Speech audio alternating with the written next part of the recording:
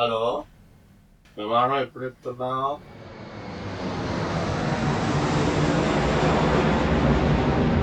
నాన్న మామయ్య గారు ఎక్కడా ఇటు చూడండి. మామయ్య గారికి చెవుడు ముదిరినట్టుంది. సరిపోయింది. మన అబ్బాయి ఏదో దాస్తున్నాడని అనుమానంగా ఉంది. నీకు ప్రతిదీ అనుమానమే. అసలు నువ్వేమీ ఆలోచించవా? ఒకవేళ మనం చనిపోయామేమో, అందుకే ఇలా ఉన్నావేమో.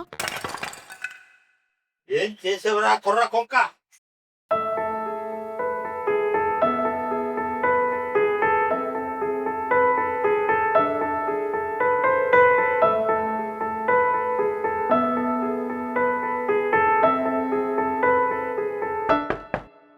మన కుటుంబం ఎప్పుడైనా రావచ్చు.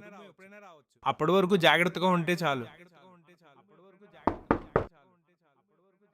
ఏం కావాలి? నాకు ఒక ఫోటో తీసి పెట్టు.